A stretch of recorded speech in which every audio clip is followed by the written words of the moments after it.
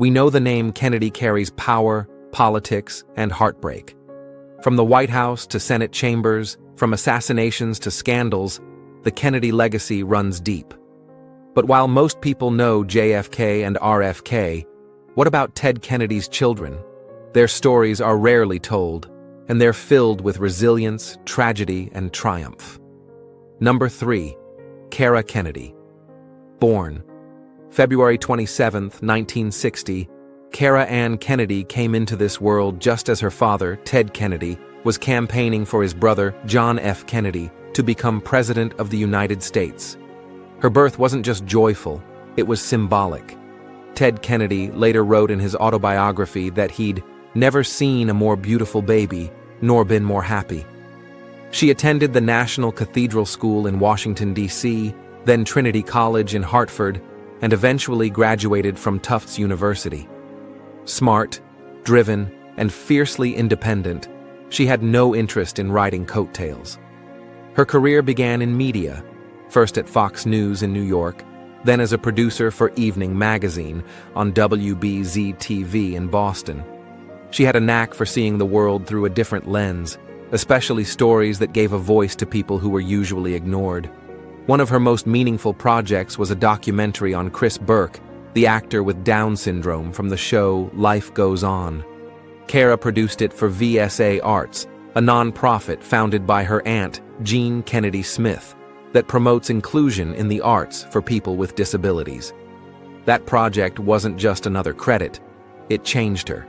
It made her feel like her work mattered, and that mattered to her more than fame. When Ted Kennedy ran for re-election in 1988, Cara helped run his campaign's media messaging. She knew how to frame a story, and she used that skill to shape his narrative. She also co-produced a film for the groundbreaking of the Edward M. Kennedy Institute, a place designed to teach Americans about how the Senate works. For her, education and democracy weren't just causes, they were family business. But even as she built this strong public identity, Cara's personal life was filled with storms. In 2002, at just 42 years old, she was diagnosed with lung cancer. Doctors said it was inoperable. With her father's support, she found a surgeon at Brigham and Women's Hospital who was willing to try. They removed part of her lung, and she underwent brutal rounds of chemotherapy and radiation. By 2003, she was declared in remission. But the illness wasn't the only personal challenge she faced. Her marriage to Michael Allen, an architect from Rhode Island, ended in divorce in 2001 after 11 years. They had 2 children, Grace and Max. Despite the split, she remained a deeply present mother, committed to giving her kids the kind of stable life she had longed for. Cara's life came full circle in August 2009. Her father, battling terminal brain cancer, was too ill to attend the White House ceremony honoring him with the Presidential Medal of Freedom. So Cara went in his place. She stood beside President Barack Obama. She accepted the award.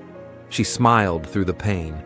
And 2 weeks later, she stood again, this time at her father's funeral, reading a psalm in front of the world. In her final public act, she wrote a deeply personal article for the Boston Globe magazine in April 2011, just 5 months before she died. In it, she opened up about her father's love and the resilience he gave her. It read like a goodbye. On September 16, 2011, Cara collapsed after her regular workout at a Washington, D.C. gym. It was a heart attack. She died instantly. She was only 51. She was buried in Holyhood Cemetery in Brookline, Massachusetts, next to her grandparents Rose and Joseph Kennedy. Number 2. Edward M. Kennedy Jr. Edward Moore Kennedy Jr. was born on September 26, 1961, less than a year after John F. Kennedy became president. His birth was news, but what happened to him at age 12 would shape his life more than his last name ever could. In 1973, Edward was diagnosed with osteosarcoma, a rare and aggressive bone cancer. Doctors told the family that amputation was the only way to save his life. On November 17th, his right leg was removed. He learned to walk again with a prosthetic. He attended St. Albans School in D.C., then earned a B.A. from Wesleyan University, a master's from Yale in environmental studies, and a J.D. from the University of Connecticut School of Law. He even studied law at night while working during the day. His education gave him range, from the environment to healthcare policy, and that range would become his superpower. When you're a Kennedy, people expect you to be polished, powerful, perfect. But Edward didn't want perfection. He wanted progress.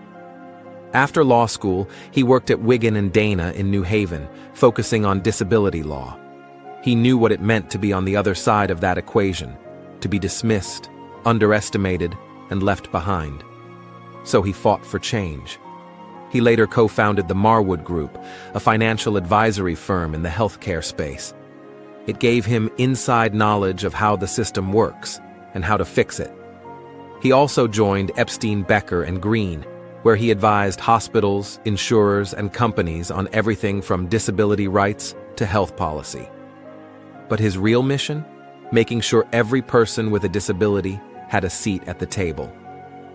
Edward didn't stop at law firms. He became chairman of the board of the American Association of People with Disabilities, AAPD. Under his leadership, the organization became a national powerhouse for disability rights, fighting for equal job opportunities, housing access, and social inclusion. He also co-chaired the Disability Equality Index, DEI, which scores companies on how well they treat employees with disabilities. He pushed for inclusion not just in policy, but in practice. He believed that the next wave of corporate responsibility had to include disability. That if we talked about diversity, we had to include all people, especially those who've long been left out. In 2014, Edward Kennedy Jr. ran for office and won. He became a Connecticut state senator representing the 12th district. He didn't run on his name. He ran on his ideas. He focused on disability rights, mental health parity, and environmental protection. In 4 years, he authored over 70 laws, served as co-chair of the Environment Committee, and became Deputy Majority Leader. In 2017, he announced he wouldn't run for governor or seek re-election. Instead, he returned to advocacy, where his impact could reach national scale. Today, he still lives in Connecticut with his wife, Dr. Kiki Kennedy, a psychiatrist and environmental advocate. They have 2 children, both graduates of Wesleyan University, just like their dad. Number 1, Patrick J. Kennedy. Born on July 14, 1967, Patrick was the youngest of Ted Kennedy and Joan Bennett Kennedy's 3 children. From an early age, Patrick was described as passionate, curious, and full of energy. But under the surface, he struggled with something that very few people understood at the time: mental illness. He attended Phillips Academy in Andover, Massachusetts, an elite prep school with a long list of influential alumni. But even there, Patrick battled waves of depression and anxiety. He eventually earned a Bachelor of Science from Providence College in 1991. But before he even finished college, he did something bold.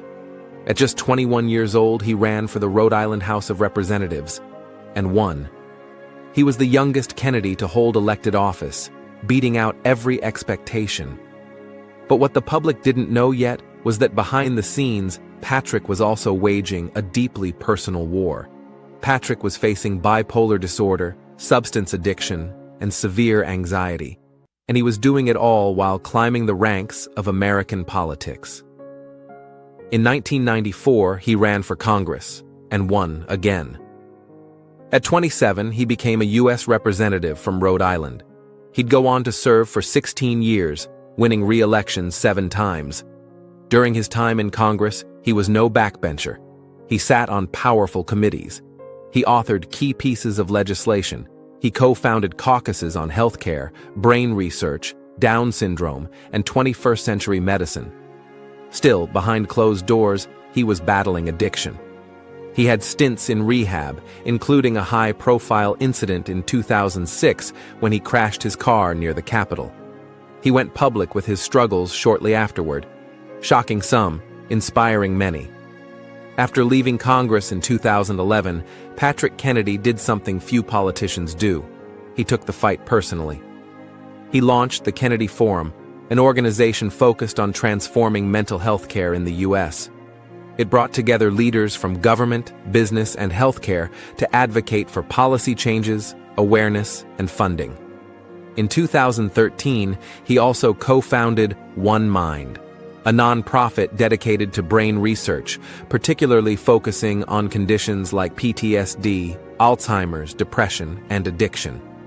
He partnered with people from across the political aisle. In 2016, he launched Advocates for Opioid Recovery with former Speaker of the House Newt Gingrich and activist Van Jones. It was a rare bipartisan effort in a deeply divided time, focused solely on saving lives. He also became a fierce critic of marijuana legalization, co-founding Smart Approaches to Marijuana, an advocacy group that pushes back against the corporate cannabis industry and warns about health risks, particularly for young people. In 2015, Patrick Kennedy published a memoir that shook Washington. The book, titled A Common Struggle, A Personal Journey Through the Past and Future of Mental Illness and Addiction, wasn't just a tell-all. It was a confession. It was raw, uncomfortable, and brutally honest. In it, he detailed his substance use, depression, bipolar disorder, and strained relationship with his father, Senator Ted Kennedy. He wrote about family denial, political pressure, and the shame he carried for years. The book divided the Kennedy family. Some praised him for his honesty. Others criticized him for airing private matters. He said, "The biggest stigma around mental illness is silence, and I refuse to stay silent anymore." His courage helped open the door for millions of Americans dealing with the same battles. It also helped lawmakers and companies take mental health more seriously. Patrick Kennedy now spends his time pushing mental health to the top of the national agenda. The Kennedy Forum continues to shape federal and state policy, work with insurers, and fight for parity between mental and physical health coverage. One Mind continues to fund groundbreaking brain research, and Patrick continues to speak publicly, at universities, hospitals, even prisons, about the need for compassion, science, and accountability. In 2011, he married Amy Savell, a school teacher. They have 4 children and live in New Jersey. In 2020, Amy Kennedy ran for Congress herself, trying to carry the family's political torch into a new generation. She won the Democratic nomination in New Jersey's 2nd District, but lost in the general election. Each sibling faced different battles. Cara with illness, Edward with physical disability, Patrick with mental health. But they